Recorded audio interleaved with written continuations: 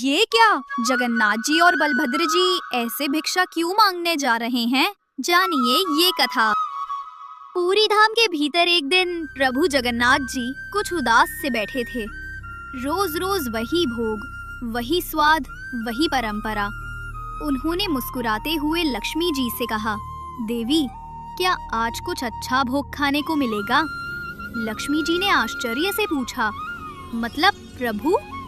जगन्नाथ जी बोले, अरे देवी, रोज रोज एक ही तरह का भोग खाते खाते थक गया हूँ। कुछ नया स्वाद मिले तो मजा आ जाए। लक्ष्मी जी बोली, आज तो कुछ नहीं हो सकता प्रभु। आज का प्रसाद पहले ही सिद्ध हो चुका है। कल देखती हूँ कुछ नया।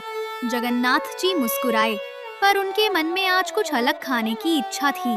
वे अपने बड़े भाई बलभद्र जी के पास गए। दाऊ, मैं रोज रोज एक ही भोग खाकर ऊब गया हूँ। बलभद्र जी ने हंसते हुए कहा, तो मैं क्या करूँ? लक्ष्मी जी से कहो। जगन्नाथ जी बोले, अभी अभी तो वहीं से लौट रहा हूँ। उन्होंने भी मना कर दिया।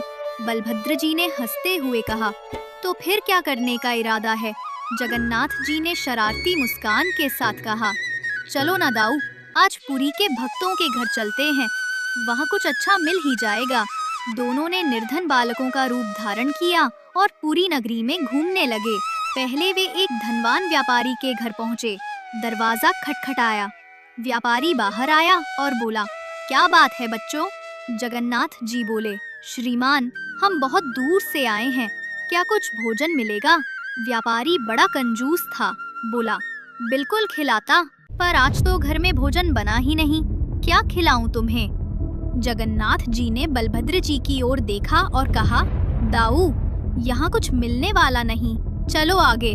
अब वे एक ब्राह्मण के घर पहुँचे। ब्राह्मण उतना धनी नहीं था, पर सम्मानित था। उसने दोनों को भीतर बुलाया, आसन दिया, पर थोड़ी देर में बोला, बच्चों, आज प्रसाद सब समाप्त हो गया है। ऊपर से मेरी पत्नी भी बीमार है। ये लो जल बताशा और आगे बढ़ो। जगन्नाथ जी मुस्कुराए, बोले, अच्छा दाऊ, चलो। एक एक कर कई घर गए, पर किसी ने भी उन्हें भोजन नहीं कराया। रात का समय था। दोनों थके हारे और भूखे पुरी की गलियों में घूम रहे थे। तभी एक छोटी सी पान की दुकान दिखी। पान वाला बहुत गरीब था। आज उसके एक भी पान नहीं बिके थे। दोनों भाई उसके पास गए।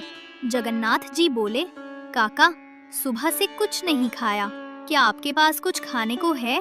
पान वाले ने सरलता से कहा, बेटा, मेरे पास तो कुछ भी नहीं है, बस ये पान है। अगर तुम्हें चले तो यही खा लो। जगन्नाथ जी मुस्कुराए, चलेगा नहीं काका, दौड़ेगा। पान वाले ने प्रेम से 2 थालों में पान सजा कर दिए। दोनों ने आनंद पूर्वक पान खाया। जाते समय जगन्नाथ जी ने अपनी मंदिर की सोने की थाली उस पान वाले को भेंट कर दी। पान वाले ने मना किया, पर जगन्नाथ जी प्रसन्न होकर वैकुंठ लौट गए। उधर लक्ष्मी जी ने कहा, प्रभु आइए, भोग लगाइए। जगन्नाथ जी बोले, आवश्यकता नहीं है देवी, आज पेट भरा है। लक्ष्मी जी बोली, क्या खा लिया आपने? जगन्नाथ जी मुस्कुराकर बोले, मेरे एक भक्त का प्रेम से भरा पान देवी।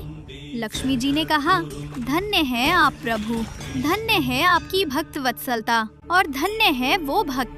सुबह जब मंगला आरती हुई तो मंदिर में हंगामा मच गया। सोने की थाली गायब थी।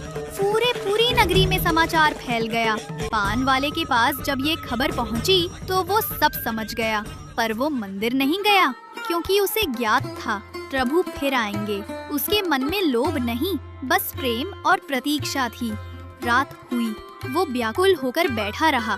तभी धुंधली रात में 2 बालक फिर से प्रकट हुए। जगन्नाथ जी बोले, काका, आज पान नहीं खिलाओगे? पान वाले की आंखों से आंसू बह रहे थे। उसने 2 थालों में पान सजाए और उनके चरणों में रख दिए। जगन्नाथ जी और बलभद्र जी ने प्रेम पूर्वक पान खाया। जगन्नाथ जी ने फिर अपना पटका देने लगे तो पान वाला बोला, नहीं, अब ये नहीं चाहिए।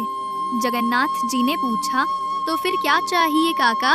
पान वाला रो पड़ा, प्रभु, अब मैं जान गया कि आप साक्षात जगन्नाथ हैं और ये आपके साथ स्वयं बलभद्र जी हैं। अब कृपा कीजिए प्रभु, मुझे इस संसार के चक्र से मुक्त कर अपने नित्य धाम में रख लीजिए। जगन्नाथ जी ने मुस्कुराते हुए अपना दिव्य रूप दिखाया। तथास्तु। और उसी क्षण वह पान वाला प्रभु के चरणों में विलीन हो गया।